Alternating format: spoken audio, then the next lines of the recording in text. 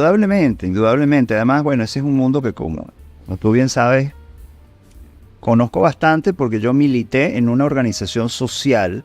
Yo me niego, Clodoaldo, profundamente me niego a definir o a utilizar ese término de organización no gubernamental. Me parece que es absurdo y nefasto, porque en primer lugar nadie se define por lo que no es.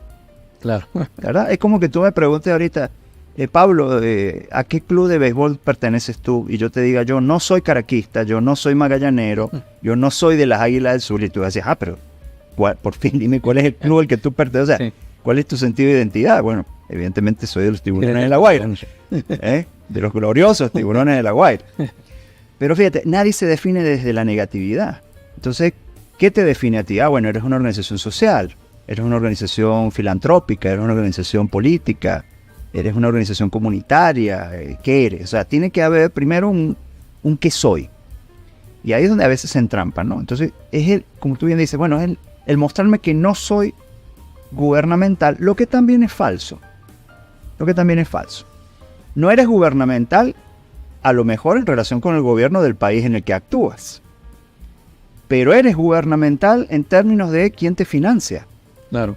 Cualquier organización de estas que se hacen llamar no gubernamentales, que actúa en Venezuela o en cualquiera de nuestros países, salvo que sea una organización propia de un multimillonario que la autosustenta, ¿verdad? Filantrópicamente, todas tienen financiamientos oficiales o de otras organizaciones que a su vez también reciben financiamientos oficiales. Entonces no es directo, pero es indirecto. Entonces, eso discutí hace unos días cuando teníamos el debate en la Asamblea Nacional. Nos invitaron en torno a la propuesta de ley de regulación de las organizaciones sin fines de lucro. Y yo decía eso, mira, si tú recibes financiamiento de un gobierno europeo, ese financiamiento no te lo dan con los ojos cerrados, no. Tú presentas un proyecto que pasa por un filtro, que te determina unas líneas de acción, que te dicen qué puedes o debes gastar el dinero.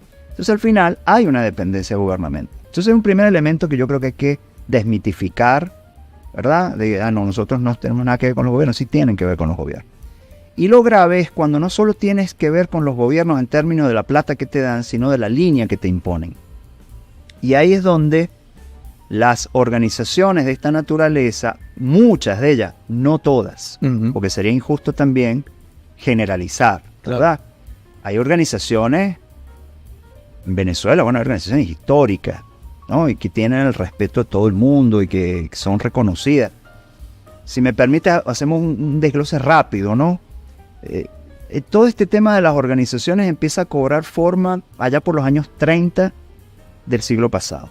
Viene el gran crack de la economía, ¿verdad? La Gran Depresión. Comienzan a surgir unas primeras organizaciones que eran sobre todo de carácter filantrópico, la Fundación Rockefeller, por ejemplo, ¿no? Bueno, la debacle que genera la crisis de la economía mundial, el capitalismo, bueno, se surgen organizaciones como la atención de la caridad. Exacto. ¿No? Nada de visión social, sino la caridad hacia el pobre. Después, en los años 40, viene la posguerra, empiezan a surgir también muchas organizaciones para atender a las víctimas que dejó la violencia, sobre todo muy ligadas al ámbito religioso, ¿no? De las iglesias, de ciertos grupos. Después eso va evolucionando. En los años 70 ya se perfilan de otra manera, porque empiezan a aparecer organizaciones como en dos grandes dimensiones. Unas que son meramente asistencialistas, pero otras que son profundamente reivindicativas.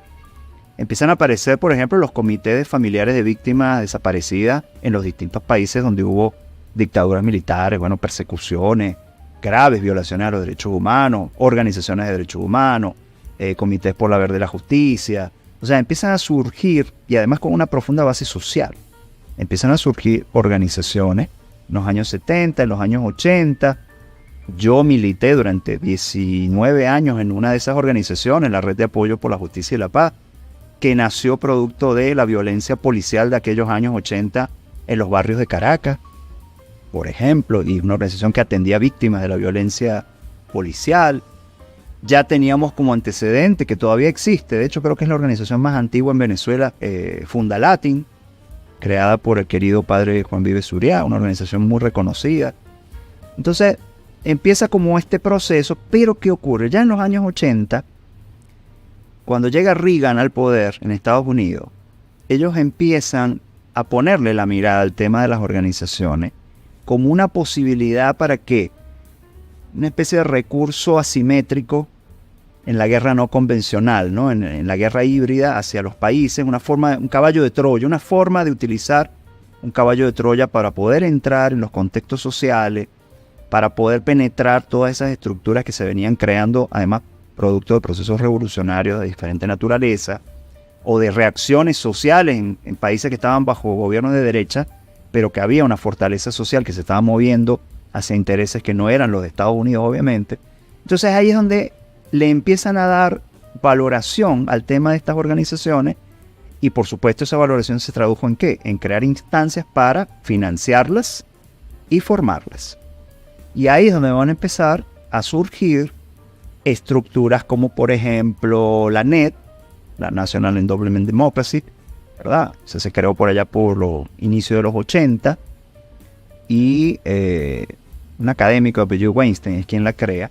Y fíjate tú las cosas, ese mismo sujeto, como 10 años después, en una entrevista va a decir que con estructuras como la NED, por ejemplo, lo que la CIA, la Agencia de Inteligencia Norteamericana, realizaba 25 años atrás de manera oculta, ellos ahora lo podían hacer de manera abierta. Sí.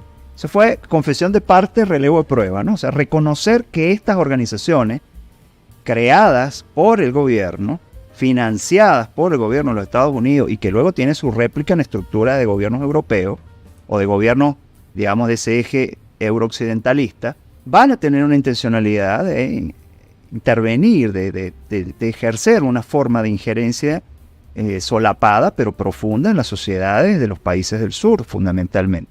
Y bueno, y así nace la NED, nace USAID, que es la oficina oficialmente del gobierno norteamericano, nace el Instituto Republicano Internacional, el IRI, que lo crea McLean, uno de los republicanos más recalcitrantes, digamos, que puede haber habido, un tipo de ultraderecha, bueno.